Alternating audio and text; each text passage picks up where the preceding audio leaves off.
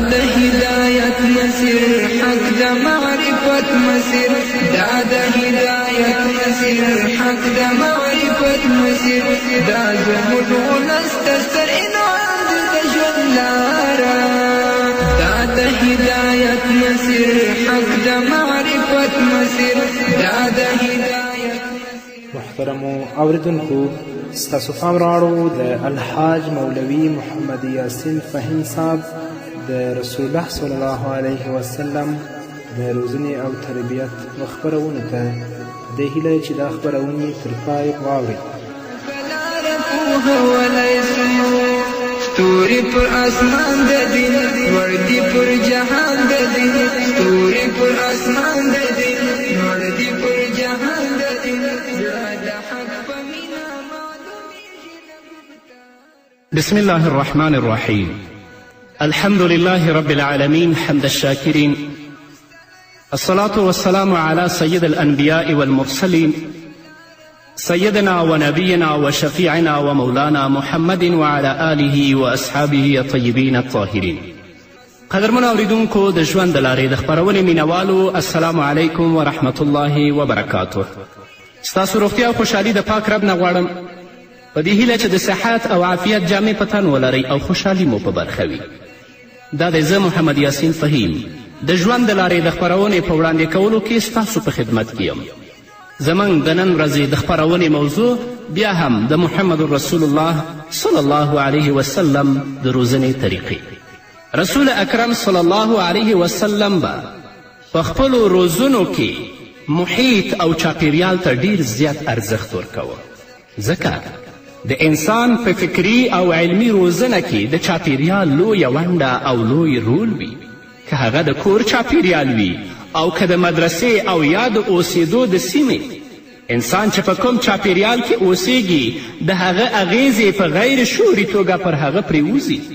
موږ په خپله ورځني ژوند کې وینو چې یو ډیر صالح، نیک او ایمانداره شخص به وي، خو د یو څو غلطو او ناصالحو خلکو سره به په څو ورځو تیرولو او ناسته پاسته کې د هغه ټول صالح او نیک عملونه برباد شي، له منځه به ولاړ شي او د هغوی په شان به په بدیو او غلطو کارونو اخته شي. همداسې یو ډیر خراب او بد سړی به وي، خو چې د ښو او صالحو خلکو سره یو څو ورځې ناسته او مجلس وشي نو د ګناهونو څخه توبهګار او په سمه لار روان شي. دغه حقیقت ته محمد رسول الله صلی الله علیه وسلم اشاره کړي. رسول الله فرمایي هر ماشوم په فطري توګه نیک او صالح پیدا کیږي، بیا د هغه مور و پلار هغه د خپل بچی یا یهودي کوي او یا عیسوي کوي او یا د هغه نه مجوسي جوړوي. که ماشوم چې په هرې کورنۍ کې دنیا ته سترګې غړوي نو هغه په فطري توګه باندې نیک او صالح پیدا کیږي. نو که مور و پلار د خپل د نوي اولاد سالمه تربیت وکړه او د دې ښه روزنه یې وکړه، هغه به دین طرف ته متوجه او که خدای مکړه مور و پلار په بدو باندې اخته ول او د خپل د اولاد روزنې او تربیت ته کله هم توجه ونه کړه نو اولاد به هم په بدو باندې اخته وي. پاکه او سالمه ټولنه او ښه صحت او ناسته انسان ته د ښه او نیک انسان کېدو فرصت برابروي. نیکی او صالح عمل ته چمتو کوي، په داسې حال کې چې خرابه او ناسالمه ټولنه، خراب صحبت او مجلس انسان د بدیو لور ته برابروي. ځکه نو نبی کریم صلی الله علیه وسلم فرمایي الرجل علی دین خلیله فلینظر احدکم من یخالل، رواه ترمذی. رسول الله صلی الله علیه وسلم فرمایي انسان د خپل ملګري او دوست پر دین وي. ځکه نو له تاسو څخه هر یوه ته غور او فکر په کار دی چې د هغه دوستي او ملګري له چا سره ده. په دې دې پوه شي، غور او فکر دې وکړي چې د دې دوستي او د دې ملګرتیا د چا سره ده. که د ښه انسان سره دوستي او ملګري وه نو دا به هم ښه وي، او که د بدو سره د فاسدو سره د دې ناسته ولاړه او ملګرتیا وه دا به هم فاسد ګرځي.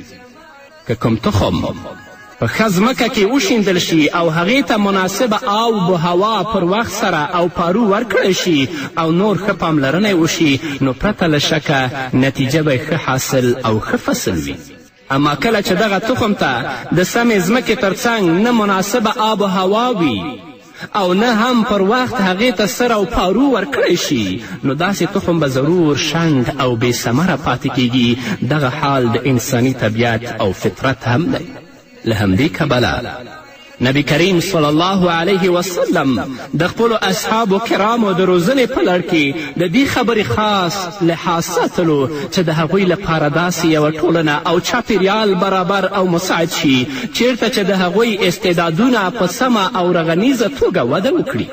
تر ټولو لومړی رسول الله صلی الله علیه وسلم د مکې د فضا او چاپیریال د مساعدولو هڅه وکړه، خو کله چې د مکې ټولنیزې فضا دا په اثبات ورسوله چې مکه د دې لپاره چمتو نه ده، د هغې په لمن کې چې څومره ملغلرې وي هغه یې لا له وړاندې ټولې اسلام ته سپارلې دي. اوس د هغې سره پرته د خس او خاشاکو نور هیڅ هم نشته، او هغه د خپلو کوڅو او درو فضا کې دې ته چمتو نه ده چې د رغنیز او ایجابي اړخه د بلنې او روزنې لپاره مفیده او ګټوره وي.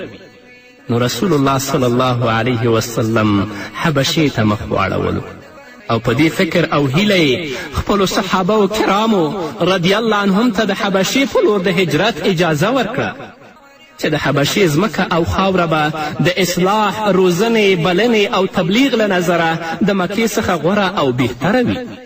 د حبشې واکمن نجاشي لوړ کردار او پراخ زړه ور وښود، خو بیا هم د هغه ځای عیسایي چارواکو دا په ډاګه کړه چې د حبشې ځمکه هم د رذالت، توطیو او دسیسو څخه خالی نه ده.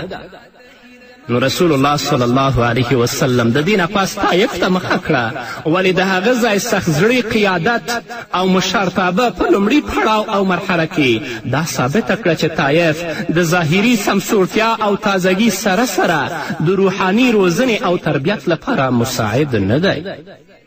دغه مهال و چې د رسول الله صلی الله علیه وسلم نظر د یثرب په لور واوښت، او د یثرب څخه راغلې د باد نسیم لومړۍ څپې دا ثابته کړه چې د اسلام د خپرېدو، غوړېدو، ودې او د یو باثباته دولت د رامنځته کولو لپاره د مدینې چاپیریال او فضا ډیره مساعده او مناسبه ده. که څه هم د دې لپاره به ډیرو قربانیو ته اړتیا پیښیږي، ځکه نو محمد رسول الله صلی الله علیه وسلم خپلو صحابه و کرامو ته د مدینې په لورې د هجرت اجازه ورکړه، او په آخر کې خپله هم د خپل خاص ملګري حضرت ابابکر صدیق رضی الله تعالی عنه سره مدینې ته ولاړ. د هجرت دا سپیڅلی او مبارک سفر یوازې د مجبوري او بېوسي له مخې ونه شو، یوازې د مکې د خلکو د ظلم او ربړونو او تکالیفونو څخه په تنګ راتللو یې غوره نه که، بلکې د دې هجرت تر شا یو ستر او عظیم هدف او مقصد پروت و، او هغه دا چې د اسلامي غورځنګ او تحریک د کامیابي آخري مرحلې ته د رسولو لپاره او خپلو صحابه و کرامو ته د دین د نافظولو، ټینګولو او خپرولو لپاره د چمتووالي او تیاري لپاره د داسې ځای ضرورت و چې ټولنیزه فضا او چاپیریال د دوی لپاره مساعد وي، او دا سعادت او شرف د یثرب یعنې د مدینې په برخه شو، کومه چې وروسته د مدینة الرسول په نامه یاده شوه. په اسلامي تاریخ کې د هجرت دا پیښه د اسلامي تحریک او خوځښت لپاره یو نوی لوری او پړاو و. رسول الله صلی الله علیه وسلم د خپلو صحابه و کرامو لپاره د داسې ځای د پیدا کولو په لټه کې و چیرې چې وکولی شي د هغوی دننه د کردار ټولو اړخونو ته وده او پرمختګ ورکړي، او د اسلامي دولت اړوند د ټولو مسئولیتونو د اجرا کولو او پرځای کولو استعدادونه په هغوی کې پیدا او د دې په خوا کې هغوی ته عملي روزنه هم ورکړی شي. د خپلو صحابه و کرامو رضی الله عنهم د روزنې او تربیت په لړ کې رسول الله صلی الله علیه وسلم ځای او چاپیریال ته څومره پاملرنه وکړه. د دې د اټکل معلومولو لپاره د هجرت دغه یو واقعه او پیښه کافي ده. د انسان په اصلاح او روزنه کې ځای او چاپیریال څومره لور لري، د دې څرګندونه او وضاحت په خپله نبی کریم صلی الله علیه وسلم د یوې پیښې او واقعې په بیانولو کې داسې کړی دی. عن أبي سعيد الخدري أن نبي الله صلى الله عليه وسلم قال: كان في من كان قبلكم رجل قتل 99 نفسا فسأل عن أعلم أهل الأرض فدل على راهب فأعطاه فقال: إنه قتل 99 نفس فهل له من توبة؟ فقال: الله، فقتله فكمل به 100 ثم سأل عن أعلم أهل الأرض فدل على رجل عالم فقال: إنه قتل 100 نفس فهل له من توبة؟ فقال: نعم. ومن يحول بينه وبين التوبة؟ انطلق إلى أرض كذا وكذا فإن بها أناسا يعبدون الله فاعبد الله معهم ولا ترجع إلى أرضك فإنها أرض السوء. فانطلق حتى إذا نصف الطريق أتاه الموت فاختصمت فيه ملائكة الرحمة وملائكة العذاب فقال ملائكة الرحمة: جاء طائبا مقبلا بقلبه إلى الله. وقال ملائكة العذاب: إنه لم يعمل خيرا قط. فأتاهم ملك في صورة آدم فجعلوه بينهم فقالوا: قيسوا ما بين الأرضين فإلى أيتهما كان أدنى فهو له فقاسوه. رواه مسلم. حضرت ابو سعید خدری رضی الله تعالی عنه د رسول الله صلی الله علیه وسلم نه روایت کوي چې رسول الله صلی الله علیه وسلم وفرمایل: له تاسو څخه په مخکینیو خلکو کې یو کس و چې هغه 9 نوي قتلونه کړي ول. بیا هغه یو ورځ له چا څخه پوښتنه وکړه چې پر ځمکه د ټولو څخه ډیر پوه او علم لرونکی کس څوک دی. هغه ورته د کوم راهب آدرس ورکه او دا هغه راهب ته ورغی او ورته ویل: ما نه 9 نوي کسان وژل شوي، آیا زما لپاره د توبې کومه لاره او چانس شته دی؟ راهب ورته ویل: نه. د دې په اورېدو سره هغه راهب هم وواجه او په دې ډول خبره 100 ته ورسېدله. هغه بیا وپوښتل چې پر ځمکه تر ټولو پوه کس څوک دی؟ خلکو هغه ته د یو عالم په اړه وویل. هماغه عالم ته ورغی او ورته ویل: ما 100 کسان وژلي دي، آیا زما لپاره د توبې کوم شکل شته؟ عالم ویل: هو، ستا او ستا د توبې ترمنځ څوک خنډ کیدی شي؟ ته داسې وکړه چې فلاني سیمې ته ولاړ شه، هلته څه خلک دي الله په عبادت بوخت دي، ته د هغوی سره د الله تعالی عبادت شروع کړه او خپل قوم او سیمې ته مه راځه، ځکه چې دا خرابه او ناسالمه سیمه ده. همدا و چې هغه شخص د هماغه سیمې لور ته روان شو، نیمه لار مزل به یې کړی و چې ناڅاپي مرګ ورته راغی. د هغه د روح ویستلو او قبض کولو په لړ کې د رحمت او عذاب د پرښتو ترمنځ اختلاف پیدا شو. د رحمت پرښتو ویل: دې سړي د زړه له اخلاصه توبه کړې او مړ شوی. د عذاب پرښتو ویل: د تر اوسه هیڅ ښه عمل هم نه دی کړی. په دې کې و چې یوه پرښته د انسان په څیره کې راښکاره شوه. پرښتو هغه خپله منځګړې او ثالثه وټاکله. هغه ورته وویل: د دواړو سیمو ترمنځ ځمکه اندازه کړئ چې کومې سیمې ته نږدې و، په هماغې کې وشمېرئ. ځکه نو هغوی ځمکه اندازه کړه چې په نتیجه کې هغه نیکې سیمې ته نږدې وموند له کومې نه چې هغه اراده کړې وه. ځکه نو د هغه روح د رحمت پرښتو واخیست او په ځینې روایتونو کې راځي چې په خپلې سینې باندې هغې ځمکې طرف ته وڅښید، او په ځینې روایتو کې دا هم راځي چې الله رب العزت ځمکې ته ویلې چې د کوم ځای را روان شوی هغه طرف ته اوږده شي او کومې طرف ته چې روان دی هغه نږدې شي. د دې حدیث څخه دا خبره په ډاګه کیږي چې صالحه او سالمه ټولنه ښه او نیک ملګری د سیرت او کردار په جوړولو او رغولو کې د لویې ونډې په لرلو سره ډیر مهم رول ترسره کولی شي، او برعکس خرابه او ناصالحه ټولنه او چاپیریال خراب او ناصالح ملګری د انسانانو په بیلاري او خرابي کې لوی رول لرلی شي. د الله تعالی څخه دعا ده چې هغه موږ ته د دې توفیق او توان راکړي چې موږ د خپل ځان او هم د نورو لپاره د صالحو خلکو د نیکو دوستانو او ملګرو او پاکې او سالمې ټولنې انتخاب وکړی شو. په همدې هیله قدرمنو اوریدونکو اوس به راشو یوې لنډې دمې ته. دمې نه وروسته زموږ خپرونه دوام لري. ملتیا مو دا د هدایت مسیر حق د معرفت مسیر، دا د هدایت مسیر حق د معرفت مسیر، دا زموږ ولس د ستر انعام دی د ژوند لاره. د هدایت مسیر حق د معرفت مسیر، دا د هدایت مسیر حق د معرفت مسیر، دا زموږ ولس ته ستر قدرمنو اوریدونکو بیا هم زموږ سلامونه او نیکې هیلې ومنئ. د رسول اکرم صلی الله علیه وسلم د روزنې د طریقو څخه یوه طریقه دا وه چې هغه به د خلکو سره اړیکې او ارتباطات ساتل. رسول الله صلی الله علیه وسلم د صحابه و کرامو د اصلاح او روزنې په لړ کې د عامه ټولنیزو اړیکو څخه کار اخیسته. رسول الله صلی الله علیه وسلم یوازې د څو محدودو کسانو سره اړیکې نه ساتلې، بلکې د ټولو خلکو سره عموما او د خپلو اصحابو سره خصوصا ډېرې نږدې اړیکې ساتلې. زیات لیدل شوي چې د اصلاح او روزنې مسؤلین او د دې دندې ترسره کوونکي ځان یوې خواته او ګوښه کوي، ولی رسول الله صلی الله علیه وسلم د رسالت او پیغمبري پر دنده د ګمارل کېدو او د انتخابېدو سربیره د خلکو سره ژورې اړیکې او ارتباطات ساتل.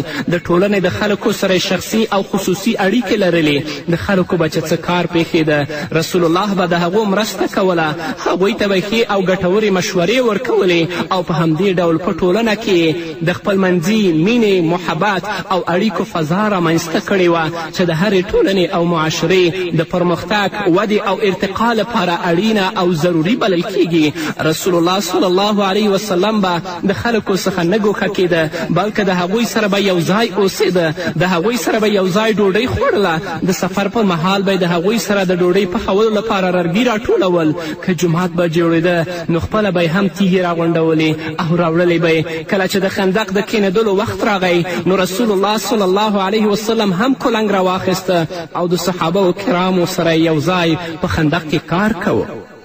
د جګړې په وخت کې به هم د صحابه و کرامو رضوان الله تعالی علیهم اجمعین سره تر آخري وخته شریک و او د خپلو ملګرو غم او ښادي خپل غم او ښادي ګڼله او د هغوی په غم او ښادي کې به ګډون کوه. د هغوی سره به غم شریکي او غمرازي کوله. د مصیبت ځپلو سره به مرسته کوله. د بېوزله او غریبو سره به کومک کوه. مات زړونه سره یو ځای کول. د غم ځپلو په زړونو به مرهم او پټۍ ایښودله. په خپل خوش اخلاقي او رښتینو مسکاګانو به د خلکو غمونه او دردونه کمول او د هغو دردونه به یې له منځه وړل. د سیرت او احادیثو له مطالعې څخه دا خبره بلکل په ډاګه کیږي چې رسول الله صلی الله علیه وسلم د یو عام انسان په څیر ژوند تیروه. د خپل کوم عمل او یا سلوک څخه به یې دا نه څرګندوله او دا به یې نه ښودله چې دی له نورو څخه لوړ او اوچت دی. دا د رسول الله صلی الله علیه وسلم عادت و چې په لاره کې به په تیریدونکو او مخامخ کیدونکو سلام اچوه او په سلام اچولو به یې لومړیتوب کوه چې یعنې اول زه سلام واچوم. یو ځل رسول الله په ماشومانو تیریده نو پر هغوی هم سلام واچوه. همداسې یو وار په ښځو تیریده نو هغوی ته هم سلام وکړه. کور ته د ننوتو او راوتلو په وخت کې به هم د کورنۍ په غړو باندې سلام کوه. که کوم ملګري سره به پس له څو ورځو لیدنه وشوه نو هغه ته به یې غاړه هم ورکوله او کله کله خو به یې د هغه تندی هم ښکلولو. د رخصتېدو پر وخت کې به یې په دعا کې د یاد ساتلو سپارښتنه کوله. د خپلوانو او ملګرو سره به یې په لاس تړي مشي هم کول او تر هغې به یې لاس نه راکاږه تر څو چې به مقابل جانب خپل لاس نه و راښکلی. که چاته به پیغام لیږلو نو سلام به یې ورسره ضرور لیږه. ملګرو او خپلوانو ته به یې تحفې او سوغاتونه ورکول. د هغوی هدیې او تحفې به یې د مننې او مهرباني سره قبلولې او رسول الله به فرمایل تهادو تحابو. رسول الله فرمایي د تحفې ورکولو او اخیستلو سره مینه زیاتیږي. نو تاسو هدیې ورکوئ او محبت کوئ. که به کوم مجلس او ناستې ته تللو یو اړخ ته به کښېناسته. د خلکو په منځ کې به وړاندې نه تللو. د خپل ځان لپاره کوم ځانګړی او خاص ځای نه ټاکه او نه هم صحابه و کرامو ته اجازه ورکوله چې د د احترام او درناوي لپاره ودرېږي. په ناسته او مجلس کې به چې کومه موضوع روانه وه او یا به پرې بحث کېده هغه کې به برخه اخیستله. ځان ته به جلا موضوع نه راخیستله. رسول الله صلی الله علیه وسلم به د مریضانو د پوښتنې لپاره هم تر دې چې د منافقانو د سردار عبدالله بن ابی عیادت او پوښتنه هم کوله. په عامه توګه به د ناروغ سر ته کښېناسته او پوښتنه به یې کوله چې طبیعت دې څنګه دی. د ناروغ پر تندي او نبض به لاس کېښوده. کله به یې پر مخ، سینه او ګېډه د شفقت لاس راتېروه او ناروغ ته به ډاډ او تسلي ورکوله او ویلې به یې د خواشیني هیڅ خبره نشته. که الله کول ډېر زر به روغ او جوړ شي. د خوړو په اړه به یې ورڅخه پوښتل او د پرهیز خواړه به یې ورته تیارول. یو ځل حضرت جابر رضی الله تعالی عنه ناروغه شه، د حضرت ابابکر صدیق رضی الله تعالی عنه سره د هغه د عیادت او پوښتنې لپاره ډیر لرې په خپلو پښو باندې پیاده لاړو. چې کله ورسېده نو حضرت جابر رضی الله تعالی عنه بېهوشه پروت و. رسول الله صلی الله علیه وسلم اودس وکړه او هغه اوبه یې پر هغه وشیندلې او د روغتیا لپاره یې هغه ته دعا وکړه. که د چا د شخړې او مشاجرې څخه به خبر شو نو سمدستي به هلته رسېده او الله تعالی ته د توبې سپارښتنه او لارښوونه به یې ورته کوله. که د چا د مړینې او وفات څخه به خبر ترلاسه که نو بې له ځنډه به د هغه کور ته تله. د کور له پاتې غړو سره به یې خپله غمرازي څرګندوله. هغوی ته به د صبر او حوصلې سپارښتنه کوله او ورسره به یې خپله همدردي شریکوله. په تجهیز او تکفین کې به یې ورسره مرسته کوله او دا به ویل چې تاسو په جنازه کې بیړه ورکړئ. خپله به هم د جنازې سره یو ځای روان و. د مسلمانانو جنازه به یې پخپله کوله او هغوی ته به یې د مغفرت او بخښنې دعا کوله. تل به محمد رسول الله پورین تندي خلکو سره مخامخ کېده. د خپلو صحابه و کرامو رضی الله عنهم سره به یې ټوکې هم کولې. د هغوی سره به یې د لامبو وهلو او د نیزو ویشتلو په مسابقو او سیالیو کې هم ګډون کوه. لنډه دا چې قدرمنو اوریدونکو، نبي کریم صلی الله علیه وسلم ټولنې ته خپل ځان دومره نږدې کړی و چې د ټولنې هر کس دا ګڼله چې رسول الله تر ټولو زیات د هغه سره مینه او محبت کوي. دغه چلند او سلوک به د صحابه و کرام په زړونو کې کور جوړاوه او صحابه و کرامو به د هغه له دې تعامل څخه د خپل ځان لپاره خوراک ترلاسه کوه. د روزنې په لړ کې د انسان شخصي او ټولنیزې اړیکې ډیر اغیز او رول لري. د اصلاح او روزنې د فریضې او وجیبې د ترسره کوونکو دا مسؤلیت وي چې د خپل د روزنې لاندې کسانو او د ټولنې د ټولو طبقو سره زیاتې ژورې اړیکې وساتي. د غم ځپلو او دردېدلو په ټپونو او زخمونو پټۍ او ملهم کیدي. لوېدلو ته اسره ورکړي. د قرض تر بار لاندې ښکېلو او راګیرو کسانو ته له دې بار او بوج څخه نجات ورکړي. مسافر او بېکورو ته د سرپناه بندوبست وکړي. نالوستي او بېسواده د پوهې او زده کړې پرګاڼه سمبال کړي. د ضعیفو، کمزورو او تر لاس لاندې کسانو د اوچتولو کوشش وکړي. بیا دې وګوري چې کردار څه ډول په روزنه کې ستر رول لوبولی شي. نبي کریم صلی الله علیه وسلم همداسې فضا او چاپیریال د رامنځته کولو او پیدا کولو سپارښتنه کوله او رسول الله صلی الله علیه وسلم به فرمایل هر ورځ چې لمر راپورته کیږي نو د انسان په هر بند صدقه کیږي. د دوو انسانانو ترمنځ انصاف او عدل کول صدقه ده. کله چې کوم انسان د بل انسان سره په سپارولو او سپارېدو کې مرسته کوي، د هغه سامان باروي او یا یې راکوزوي، نو دا هم صدقه ده. د چا سره ښه خبره کول هم صدقه ده. هر قدم چې د لمانځه لپاره پورته کیږي هم صدقه ده. د لارې څخه د کوم تکلیف رسونکي او ضرري شی لرې کول هم صدقه ده. نو دا د محمد رسول الله صلی الله علیه وسلم د روزنې طریقې دي. که دا موږ په خپل ژوند کې عملي کړو، انشاءالله کله به هم ناکامي سره مخامخ نشو او هغه کسان چې زموږ د روزنې لاندې دي هغو په زړونو کې به زموږ مینه پیدا شي او تل لپاره به دې ته انتظار وي او دې ته به غږ باسي چې دا څه وایي چې هغه زه په خپل ژوند کې عملي کړم. په همدې هیله نو قدرمنو اورېدونکو، دا به زموږ د نن ورځې خپرونه چې ستاسو درانه حضور ته وړاندې شوه. تر بلې خپرونې پورې چې زه بیا هم ستاسو درانه حضور ته راځم، تاسو ټول په پاک رب سپارم. پاتې ژوند م نیکمرغه، ښاد، بریالي او کامیابه اوسئ.